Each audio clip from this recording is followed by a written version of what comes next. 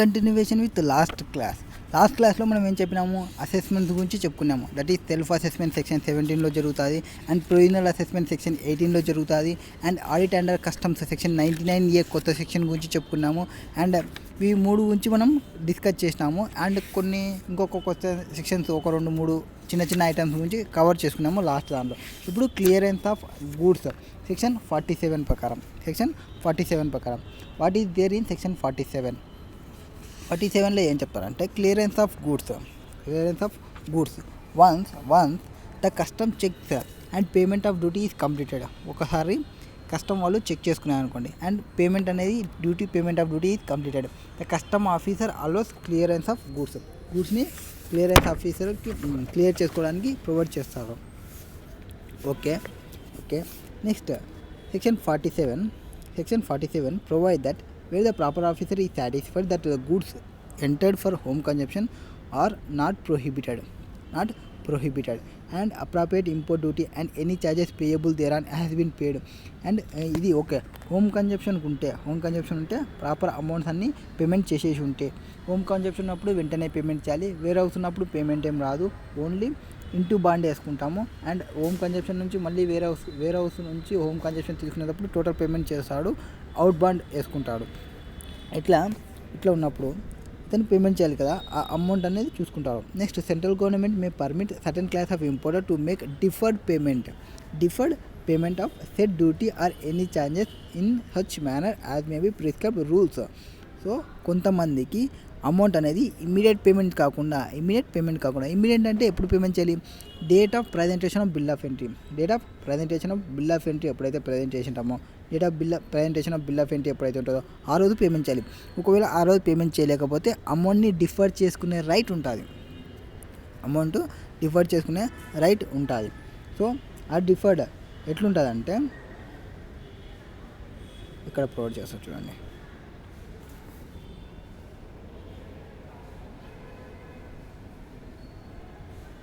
ఇక్కడ డిఫర్ చేయాలంటే first of all importer certified under authorised economic operator programmes AEO Tier 1 and Tier 2. Next, authorise public undertaking ఎవరైతే ఉంటారో ఈ పర్సన్స్ని వచ్చేసి మన యొక్క అమౌంట్స్ని అప్రైజల్ అమౌంట్ ఏదైతే ఉంటుందో దాన్ని డిఫర్ చేసుకోవడానికి ప్రొవైడ్ చేస్తారు. AEO కానీ అండ్ APU కానీ CBIస్తోని వీళ్ళు అథరైజ్ పర్సన్ అన్నమాట, మన యొక్క అమౌంట్ని డిఫర్ చేయడానికి, on making of clearance order which popularly known as pass out custom charges అంటే order which the proper officer shall pass on being satisfy the goods entered for home consumption is not. అంటే మీరు వచ్చిన home కన్జంప్షన్కి వచ్చిన గూడ్స్కి అన్నిటికీ అతను satisfy అయ్యింటే అప్పుడు pass out of custom charges ఆర్డర్ని ఇస్తాడు. ఇచ్చిన తర్వాత ఈ goods this order will be passed by CIS custom automated system చేస్తుంది. And on the basis of risk evaluation through appropriate selection criteria trade facilitation methods to improve the efficiency of customer clearance. ఇక్కడ వీటిని base చేసుకొని ఇక్కడ కొన్ని కేసెస్లో major importers green channel clearance facility ఉంటుందని చెప్పినాము. మనం గ్రీన్ ఛానల్ క్లియరెన్స్ ఫెసిలిటీ ఉంటుందని చెప్పినాము. అండ్ పేమెంట్ అనేది గ్రీన్ ఛానల్ ఫెసిలిటీ ఉన్నప్పుడు, గ్రీన్ ఛానల్ ఫెసిలిటీ అంటే ఏమి, ఎవరైతే పర్సన్ మిడిల్లో పేమెంట్ చేయకుండా ఒకటేసారి పేమెంట్ చేసుకుంటాడు, అంటే రొటీన్ ఎగ్జామినేషన్ ఏమి లేకుంటుంది, ఆ అప్రైజర్ ఈ డన్ ఇన్ నార్మల్ ప్రొసీజర్లో జరుగుతుంది, అంటే ఫిజికల్ ఎగ్జామినేషన్ అనేది ఏమీ జరగదు.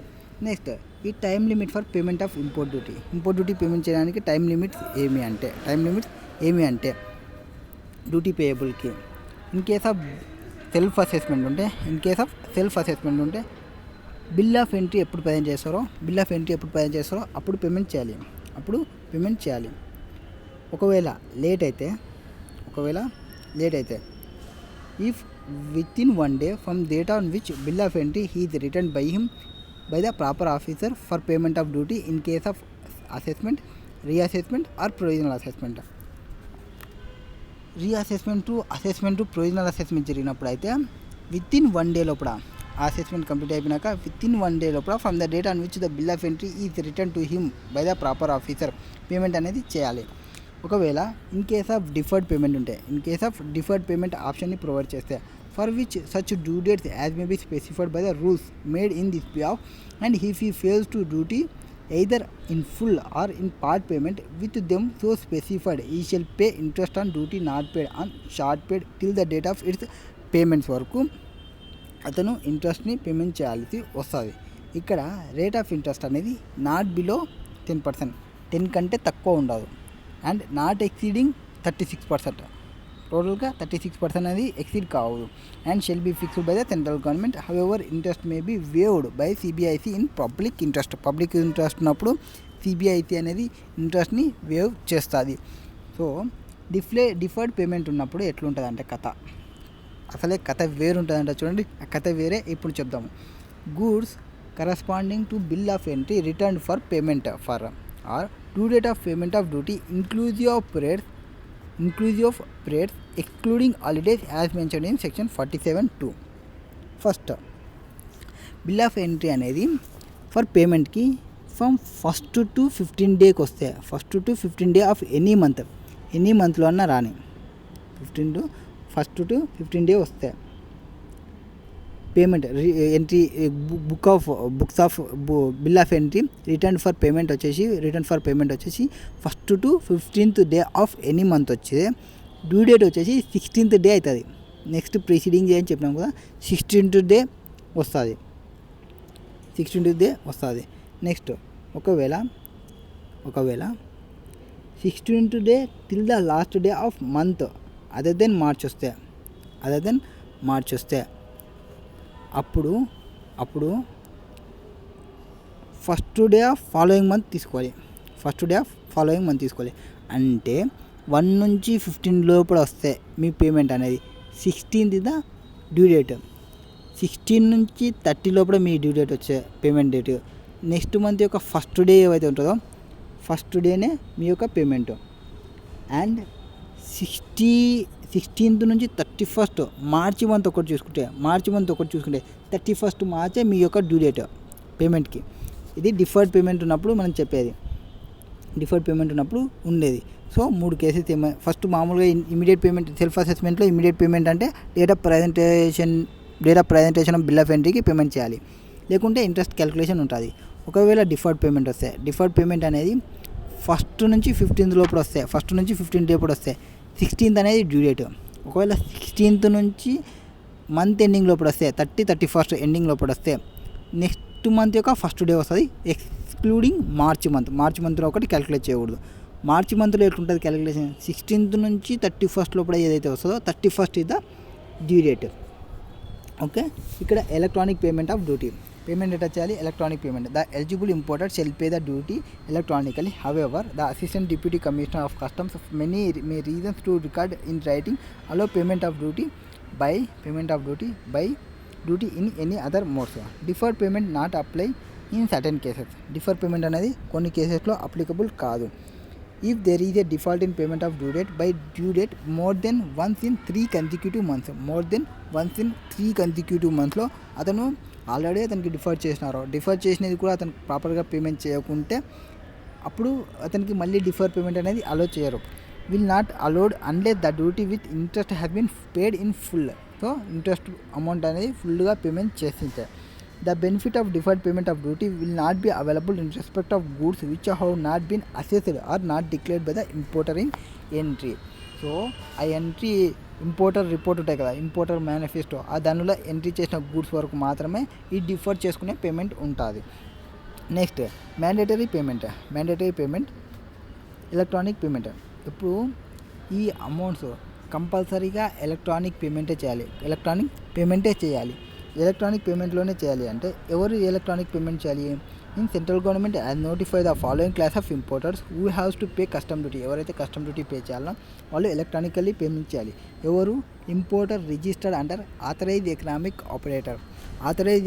ఆపరేటర్గా ఎవరైతే రిజిస్టర్ చేసుకున్నాడో ఆ పర్సన్ కంపల్సరీ ఈ ఆన్లైన్ పేమెంటే చేయాలి, ఎంతన్నా ఉన్న payment. Next importer paying custom duty more than 10,000 ఉన్నప్పుడు అతను కంపల్సరీగా 10,000 అబోవ్ ఉంటే కంపల్సరీగా అతను పేమెంట్ అనేది త్రూ ఆన్లైనే చేయాలి. And board has setup dedicated payments. Board వచ్చేసి డెడికేటెడ్ పేమెంట్ గేట్వేకి ఐసీఐ గేట్ ద్వారా పేమెంట్ చేస్తాడు. ఐసీఐ గేట్ ద్వారా పేమెంట్ చేయాలి. Which payment are to be made. The importer need not produce any proof of payment for the clearance of goods in case of ఈ payment. మీకు ఈ payment చేసిన తర్వాత ఇంకా క్లియరెన్స్ ఆఫ్ గూడ్స్ అప్రూఫ్స్ ఏం provide చేయాల్సిన అవసరం లేదు. Next, integrated declaration under Indian customs single window project. ఇది ఏమంటే సిబిఐసి అనేది ఒకదాన్ని ఇంప్లిమెంట్ చేసింది. అది ఏమి, Indian customs single window project అనేది ఒకది చేసింది to facilitate trade. Under the project importer exporter electronically logically their customs clearance documents at single point only with the customs. అంత డిఫరెంట్ ప్లాట్ఫామ్స్ పోకుండా ఒకటే ప్లాట్ఫామ్లోనే మన యొక్క కస్టమ్స్ యొక్క ఇన్ఫర్మేషన్ని ప్రొవైడ్ చేయాల్సి వస్తుంది. The required permission if any from the partner government agencies such has animal క్వారంటైనా, ప్లాంట్ క్వారంటైనా, డ్రగ్ కంటైనర్, ఫుడ్ సేఫ్టీ అన్నింటినీ ఒకటే చోట పడేసి ఉంటుంది. ఈజీ ఆఫ్ డూయింగ్ బిజినెస్ అంటారు చూడండి, అట్లా ఈజీ ఆఫ్ డూయింగ్ బిజినెస్కి డిఫరెంట్ ఏజెన్సీ దగ్గర వెళ్ళకుండా, డిఫరెంట్ పర్సన్ దగ్గర మీరు వెళ్ళకుండా అన్నిటినీ is obtain online without visiting there. అంటే సపరేట్గా ఒక్కొక్కరి దగ్గర నుంచి ఒక్కొక్కటి తీసుకోవాల్సిన అవసరం లేదు. ఇప్పుడు మీకు ఫుడ్ సేఫ్టీ వాళ్ళ నుంచి ఒకటి కావాలి, ఆర్ టెక్స్టైల్ కమిటీ నుంచి ఒకటి కావాలి. టెక్స్టైల్ కమిటీ దగ్గర ఒకసారి పోయి, ఫుడ్ సేఫ్టీ దగ్గర ఒకసారి పోయి ఇట్లా పోవాల్సిన అవసరం లేదు. పీజీఏ అనేది ఒకటి మెయింటైన్ చేస్తుంది. పీజీఏ వాళ్ళతో పార్ట్నర్షిప్ మెయింటైన్ చేసుకుంటుంది. నెక్స్ట్, దిస్ ఈజ్ పాసిబుల్ తో కామన్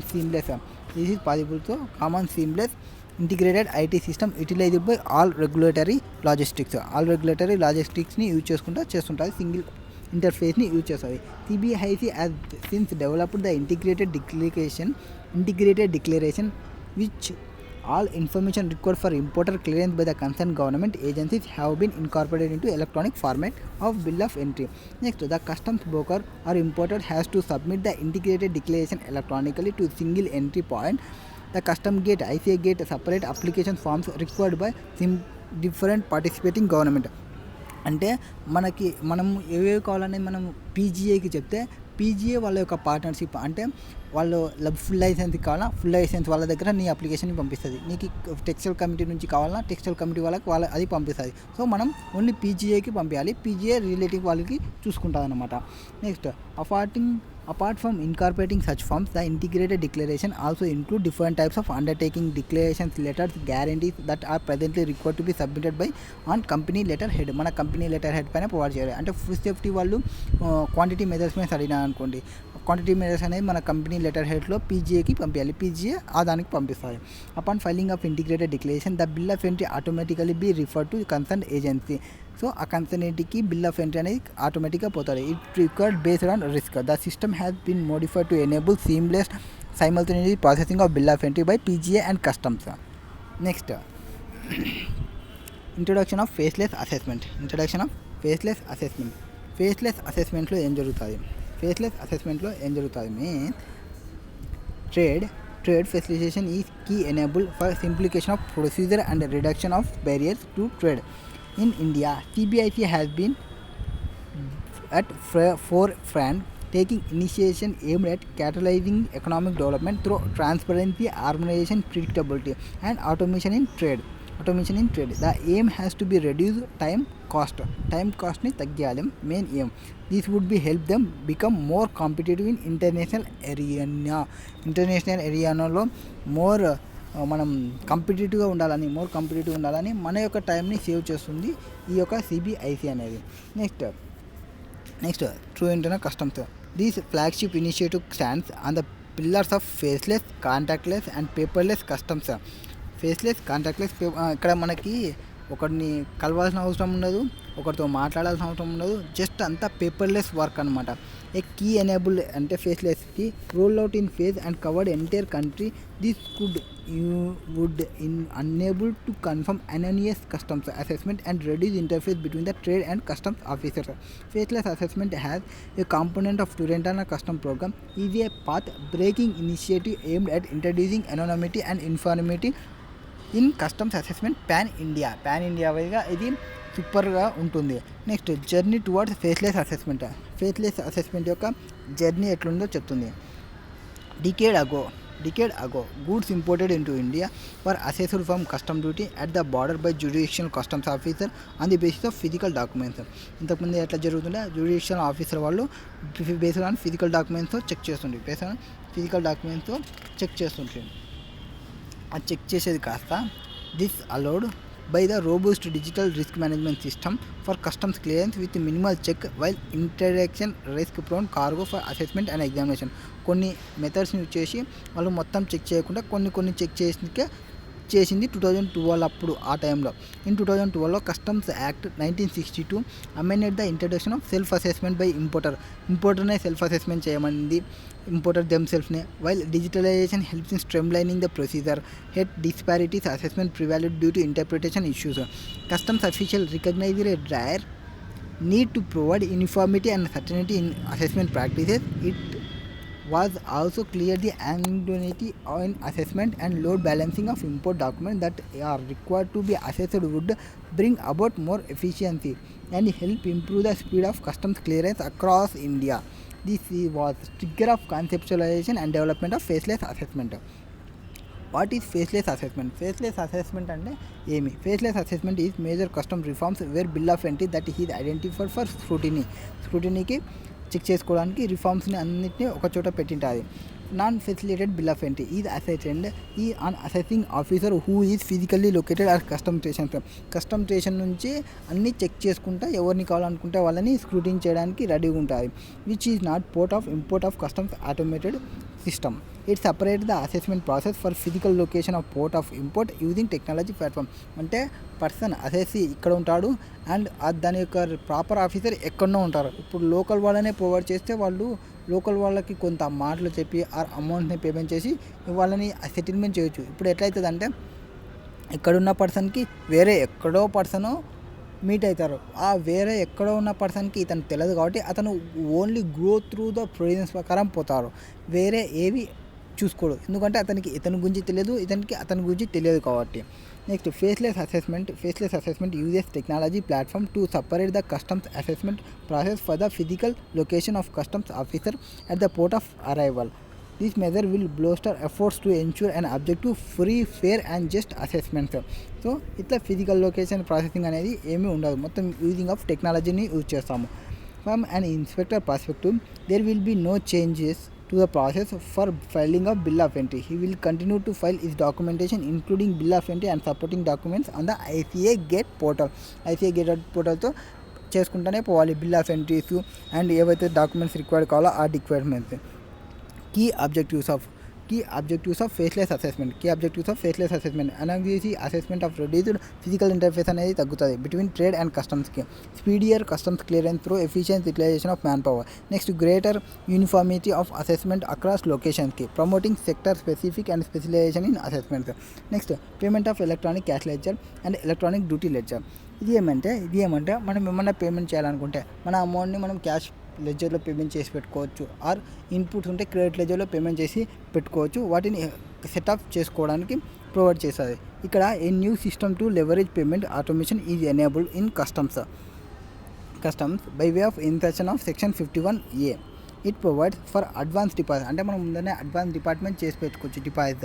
ఏదానికి సంబంధించి డ్యూటీస్కి సంబంధించి, ట్యాక్సీకి సంబంధించి, ఫీజుకి సంబంధించి, ఇంట్రెస్ట్కి సంబంధించి, పేమెంట్స్కి, పెనాల్టీస్కి సంబంధించి త్రూ ఎలక్ట్రానిక్ క్యాష్ లెడ్జర్లో ముందనే అంటే మన దగ్గర అమౌంట్ ఉన్నప్పుడే అందులో పేమెంట్ చేసి పెట్టుకుంటే ఆ వ్యాలెట్లో ఉంటుంది. ఏది ఎలక్ట్రానిక్ క్యాష్ లెడ్జర్ యొక్క వ్యాలెట్లో ఉంటుంది. Next This is welcome measure that will avoid delays in payment of duty or amount being transferred to CHA towards payment to duties. And with this electronic credit ledger or electronic cash ledger, money can be transferred in advance and apportioned in respect of each demand. Rules for electronic cash ledger is yet notify చేయలేదు ఇంకా. Next CBIC can prescribe the persons on whom and goods in respect of which provisions of electronic cash ledger shall not apply. Next, with the use of authorized mode payment, person who is regularly making payment of duties, interest, even penalty if any, are permitted to deposit certain amount of money, and then when occasion to make payment arise, ఎప్పుడైతే మనకి payment arise వచ్చిందో అప్పుడు they can pay by debit the balance in the deposit account. Electronic cash లెడ్జర్లో ఏదైతే ఉందో దాన్ని use చేసుకుంటుంది. Person who may be required to regularly make payment or importer exporter of dutiable goods or custom brokers ఇవన్నీ use చేసుకుంటారు. Next ఇక్కడ every deposit made towards duty, interest, payment, fee or any other sum payable by persons under the provisions of this act or under the act tariff act 1975 under any other law for the time being in force, rules and regulations made thereunder using the authorized mode use చేస్తుంది for payment కి shall subject to prescribed conditions and restrictions credited in the electronic cash ledger of such person to be maintained in prescribed for. Next amount available in the electronic cash ledger, amount ఏదైతే electronic cash లెజర్లో ఉందో may be used for making any payments towards duty, interest, penalty, any other sum payable under provisions of this act under any other law for the time being in force or rules regulations made thereunder in prescribed manner conditions prescribed time లిమిట్ని maintain చేస్తుంది. Next the balance in the electronic cash ledger after payment of duties, interest, penalties, fee and any other amount payable may be refunded in prescribed manner. మీకు prescribe మేనర్లో refund తీసుకోవచ్చు. Next board is empowered to exempt the deposits made by specified class of persons or with respect of specified category of goods from all or any of the provisions of this section if necessary. ఎవరైనా కావాలంటే exam చేస్తుంది, deposit చేయాల్సిన అవసరం లేదు అని చెప్పి. Next ledger for duty credit section 51B. Section 51B. Central government may notify the special manner in which it shall issue the duty creditని issue చేస్తే ఇక్కడ అఫీషియల్ క్రెడిట్లో అంటే ఎలక్ట్రానిక్ ఇంతవరకు క్యాష్ లెజర్ చెప్పినాం కదా, ఇప్పుడు క్రెడిట్ లెజర్ అనమాట. ఇన్ లివ్ ఆఫ్ రెమిషన్ అంటే ఏమి, మనం ఆల్రెడీ డ్యూటీ పే చేసినాము బట్ మనకి ఏమైంది, సమ్ లాస్ జరిగింది. ఆ సమ్ లాస్ జరిగినప్పుడు మళ్ళీ గవర్నమెంట్ అనేది కొంతవరకు రెమిషన్ చేయాలి, అంటే ఉపశమనం చేయాలి, మనకి కొంత అమౌంట్ని రీఫండ్ చేయాలనుకుని అట్లాంటి అమౌంట్ని అట్లనే పెట్టుకుంటుంది. In live of remission of any duty, tax, levy chargeable to any material used in the manufacture, processing of goods for carrying out of any operations on India goods in lieu of such other financial benefits subject to specified conditions and restrictions. The duty credited shall be, ఏదైతే duty మనం already credit చేసినామో shall be maintain in the custom automated system in the form of electronic duty credit ledger. మనం ఏదైతే payment చేసినామో set off చేసుకోలేదో ఆ government ఏదైతే payment చేయాలో ఆ అమౌంట్ అంతా ఎలక్ట్రానిక్ క్యాష్ లెడ్జర్లో తీసి పెడుతుంది. Who is recipient of such duty in the prescribed manner. Next the duty credit available in electronic duty credit ledger may be used by the person to whom it is issued or to person to whom it is transferred towards making payment of duties payable. వస్తుంది కదా, duties payable వచ్చినప్పుడు ఈ credit లెజర్ని use చేయొచ్చు. And duty credit ledger will enable credit in లిeu of duty remission to be given in respect of exports or other such benefits in electronic form or its usage, transfer, etc. Next, duty credit ledger is a step in the right decisions to streamline the process of availment of exports benefits by removing the physical interface. అంటే physical interface అనేది అవసరం లేదు. And also యూజర్కి transparency by avoiding fraudulent claims. ఇది మొత్తం section ఏమంటారు credit లెజర్కి సంబంధించి చెప్పినాము, క్యాష్ లెజర్కి సంబంధించి చెప్పినాము. Next section 48 disposal of procedure for disposal of goods not cleared. Disposal of goods అవి కానీ క్లియర్ చేసుకోలే అనుకోండి, విత్ ఇన్ 30 days లోపల కానీ క్లియర్ చేసుకోకుంటే, అంటే ఎప్పటి నుంచి ఆఫ్టర్ అన్లోడింగ్ అయిన తర్వాత విత్ ఇన్ 30 days లోపల కానీ క్లియర్ చేసుకోకుంటే ఆ గూడ్స్ని క్లియర్ చేసుకున్న గూడ్స్ని ఏది పరిస్థితి అనేది చెప్తారు. ఇక్కడ ఏం చెప్తారంటే గూడ్స్ అనేది imported goods place out side India నుంచి తీసుకుంటే గూడ్స్ మస్ట్ బీ క్లియర్. మనం గూడ్స్ అనేది మస్ట్ క్లియర్ చేసుకోవాలి. అంటే బిల్ ఆఫ్ ఎంట్రీ ఫైల్ చేసి ఆర్ కస్టమ్ ఛార్జెస్ ఏమైనా ఉంటే ఆ ఛార్జెస్ని పేమెంట్ చేసి ఆ గూడ్స్ని క్లియర్ చేసుకోవాలి. ఎన్ని డేస్ లోపల క్లియర్ చేసుకోవాలి? With in 30 days after unloading. Or custom officer కావాలనుకుంటే టైంని ఎక్స్టెన్షన్ చేస్తారు. Custom officer grant extension of time లిమిట్ని ఎక్స్టెన్షన్ చేస్తారు. ఒకవేళ if not cleared goods can be sold after giving notice to importer. Custom officer ఏం చేస్తారంటే అతనికి ఏవైతే గూడ్స్ని తీసుకోలేదో the proper officer of customs shall assess the goods duty in accordance with exchange law within 15 days ఆఫ్ ఫైలింగ్ a bill of entry and after assessment inform the duty payable to the concerned custodians. మనం ఏం చెప్పినాము, the custodian of goods permitted in imported goods is relinquished. The custodian of goods is permitted with approval of customs department and after giving notice to the importer to sale the goods by యాక్షన్లో sale చేస్తారు. యాక్షన్లో sale చేసిన తర్వాత ఇక్కడ ఒకవేళ అవి the after successful bidder has been informed about the results of action, the consolidated bill of entry buyer wise will be filed with the customs in the prescribed format by the concerned custodians for clearance of goods.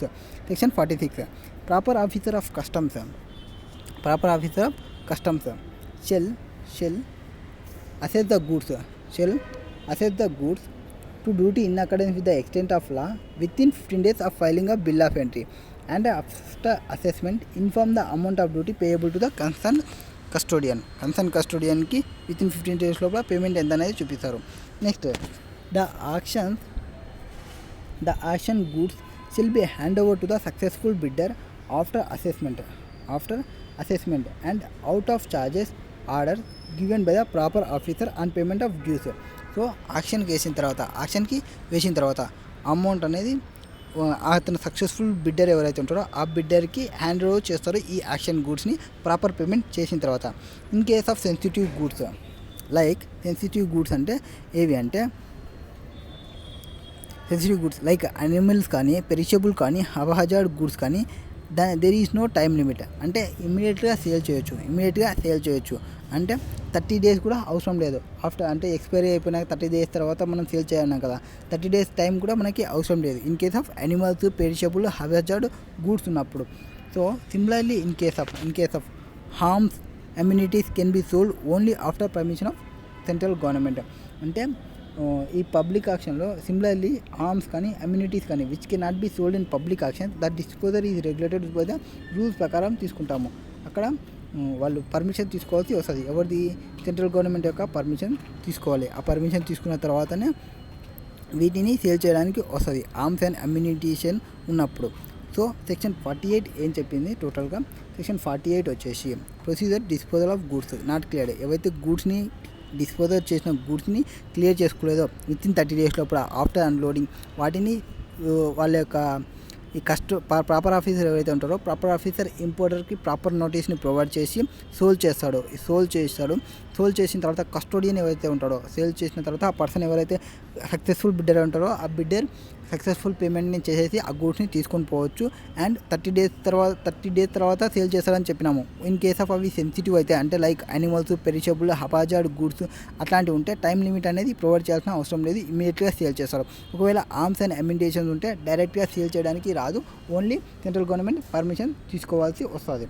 Next section 49 ఏం చెప్తారంటే storage of imported goods in warehouse pending clearance for removal. ఇంతకుముందు home కన్జెషన్కి వచ్చినవి with in 30 days లోపల clear చేసుకోకుంటే sale చేస్తామని చెప్పినాము. But ఆ person వచ్చేసి wear హౌస్లో పెట్టిపోయినాడు. వేర్ హౌస్లో పెట్టిపోయిన తర్వాత క్లియరెన్స్ తీసుకోలే ఆర్ రిమూవల్ చేయలే, క్లియరెన్స్ తీసుకోకుండా రిమూవల్ చేయలే. అట్లాంటి కేసులో ఇట్లాంటి కేసులో ఏం చేస్తారంటే where assistant commissioner or deputy commissioner of customs is satisfied on the application of the importer the goods cannot be cleared within reasonable time. Goods అనేది విత్ ఇన్ రీజనబుల్ టైంలో క్లియర్ చేసుకోవాలి. In the case of imported goods whether dutiable or not entered for home consumption, or the goods cannot be removed for deposit in warehouse within reasonable time in the case of any imported dutable goods entered for warehousing. So warehousing ki enter అయినటివి clear చేసుకోవాలి. then in such case goods can be stored in అట్లాంటి కేసులో ఏం చేస్తారంటే ఆ గూడ్స్ని store in public warehousing for a goods not exceeding 30 days. So 30 days ఒక ఏవైతే క్లియర్ చేసుకోలేనో వాటిని ఒక 30 days పబ్లిక్ వేర్ హౌస్లో పెడతారు. Such goods deposited under public warehouse will not be covered under chapter of the act. However principal sorry ఇక్కడ వేర్ హౌస్లో పెట్టినవి అండ్ హోమ్ కన్జెషన్కి ఉన్నటివి వీటి ఒకటే చూసాము. బట్ మనం వేర్ హౌసింగ్ అని ఒకటి చెప్పినాము. వేర్ హౌసింగ్ అనేది ఒకటి చెప్పినాం కదా. వేర్ హౌసింగ్ గురించి చెప్తున్నారు. ఏవైతే పబ్లిక్ దాంట్లో స్టోర్ చేసినారో నాట్ ఎక్సీడింగ్ 30 days వాటికి సంబంధించి చెప్తున్నారు అనమాట. Next such goods deposited under public warehouse will not be covered under chapter of act. However principal commissioner or commissioner of customs may extend such period of storage for further 30 days of టైమ్ని extension చేయొచ్చు. 30 days లోపల క్లియర్ చేసుకోవాలి. 30 days లోపల clear చేసుకోకుంటే ఇంకొక 30 daysని provide చేయొచ్చు. For the instance, when single window NAK module was launched at major customs stations, there was delay obtaining NOC తీసుకోవాలి. No objection certificate from various government agencies before clear for goods. The CBIC clarified that section 49 warehousing facility may be restarted. ఇది section 49కి సంబంధించి. Section 49 ఏం చెప్తుందా అంటే ఏవైతే imported goods ఉన్నావో అవి డ్యూటబుల్ కానీ నాన్ డ్యూటబుల్ కానీ not entered for home consumption. Home కన్జంప్షన్కి అయితే సెక్షన్ 48 డీల్ చేస్తుంది. అక్కడ ఏం చెప్పింది, డైరెక్ట్ 30 days చూస్తారు. 30 days లోపల తీసుకోకుంటే ఆక్షన్కి పెట్టి సేల్ చేస్తారు. యాక్షన్కి 30 days వరకు కూడా ఆగాల్సిన అవసరం లేదు కొన్ని కేసెస్లో. ఏవి యానిమల్స్ ఉన్నప్పుడు కానీ ఆర్ పెరిషబుల్ గుడ్స్ అపాచర్ గుడ్స్ ఆర్ ఆర్మ్స్ అమ్యూనిటీ ఉన్నప్పుడు పర్మిషన్ ఆఫ్ సెంట్రల్ గవర్నమెంట్ తీసుకుంటారు. అది సెక్షన్ 48 డీల్ చేస్తుంది. సో ఇక్కడ అది అవసరం లేదు. That imported goods cannot be cleared within reasonable time or in case any imported goods dutiable goods కానీ వేర్ హౌస్ గూడ్స్ కానీ ACDC యొక్క సాటిస్ఫై అయితే అప్లికేషన్ చేసుకుంటే ఎవరు ఇంపోర్టర్ అప్లికేషన్ చేసుకుంటే ఆ గూడ్స్ని cannot be removed from deposit in the warehouse within reasonable టైంలో క్లియర్ చేసుకోకుంటే ఆ గూడ్స్ అనేది పెండింగ్లో ఉంటే ఆ క్లియరెన్స్ కాకుండా ఉంటే అదే case maybe permitted to be stored in public warehouse store చేసుకోవడానికి ప్రొవైడ్ చేస్తారు. ఎక్కడ పబ్లిక్ వేర్ హౌస్లో స్టోర్ చేసుకోవడానికి ఫర్ నాట్ ఎక్సీడింగ్ 30 days వరకు పబ్లిక్ వేర్ హౌస్లో పెట్టుకోవడానికి మళ్ళీ ప్రొవైడ్ చేస్తారు. అండ్ ప్రిన్సిపల్ కమిషనర్కి మళ్ళీ రిక్వెస్ట్ చేసుకుంటే ఆ స్టోరేజ్ వచ్చేసి ఇంకొక 30 daysని ఎక్స్టెన్షన్ చేస్తారు. ఇది ఇంపోర్ట్స్కి సంబంధించినది టోటల్గా. సో మెయిన్గా మనం డీల్ చేసినది సెక్షన్ 46 నుంచి స్టార్ట్ అయింది అనుకుంటా ఇంపోర్టర్కి. సెక్షన్ 46 నుంచి స్టార్ట్ అయ్యి 46, 47, 48, 49 వచ్చేసి మొత్తం ఇంపోర్టర్కి సంబంధించినవి. 46లో వచ్చేసి ఎంట్రీ ఆఫ్ గూడ్స్ ఇంపోర్ట్ గురించి చెప్పినాము. ఎంట్రీ ఆఫ్ గూడ్స్ ఇంపోర్ట్ అయినప్పుడు గురించి చెప్పినాము. నెక్స్ట్ సెక్షన్ 46లో ఏం చెప్పినాము మనము, బిల్ ఆఫ్ హోమ్ కన్జంప్షన్కి వచ్చినప్పుడు అయితే అతను పేమెంట్ చేసి తీసుకోవాలి గూడ్స్ని. వేర్ హౌస్కి అయితే ఇంటూ బాండ్ చేస్తే చాలు, పేమెంట్ అనేది లేటర్ ఉంటుంది. Bill of entry in case of clearance అయితే ఎక్స్ బాండ్ని చేయాలి వేర్ హౌస్కి సంబంధించి అని చెప్పినాము. తర్వాత ఇంకేం చెప్పినాము, 46(3) ప్రకారం టైం లిమిట్ చెప్పినాము కొన్ని డేస్కి టైం లిమిట్కి. తర్వాత 47లో వచ్చేసి క్లియరెన్స్ ఆఫ్ గూడ్స్కి సంబంధించి, అంటే అతను సెల్ఫ్ అసెస్మెంట్లో ఉంటే ఇమ్మీడియట్ పేమెంట్ ఉన్నాడా డిఫర్డ్ పేమెంట్ ఉందా. డిఫర్డ్ పేమెంట్లో ఉంటే ఫస్ట్ నుంచి 15 day వరకు ఉంటే 16th day పేమెంట్ లయబిలిటీ వస్తుంది. 16th నుంచి 30 day మంత్ ఎండింగ్ అయితే నెక్స్ట్ ఫస్ట్ డే ఆఫ్ డేకి వస్తుంది. ఆర్ మార్చ్ మంత్ అయితే 31st Marchకి వస్తుందని చెప్పినాము. నెక్స్ట్ 48 సెక్షన్ 48 ఏం చెప్పినాము, home consumption goods with in 30 days లోపల క్లెయిమ్ చేసుకోవాలి. క్లెయిమ్ చేసుకోకుంటే వాటిని సేల్ చేస్తారు ఆక్షన్లో. 48 చెప్పినాము. నెక్స్ట్ 49 వచ్చేసి storage of imported warehouse గూడ్స్కి సంబంధించి అయితే క్లియర్ కాకుంటే 30 days వచ్చేసి పబ్లిక్ వేర్ హౌస్లో పెడతారు. ఇంకా మనకి టైం ఎక్స్టెన్షన్ కావాలంటే ఇంకో 30 daysని ఇస్తారు అంతే. తర్వాత డిస్పోజ్ చేస్తారు. After 30 days review required to be decide whether to continue are dispose అనేది ఆలోచిస్తారు. అది సెక్షన్ 49. దిస్ మొత్తం ఇంపోర్ట్కి సంబంధించినది.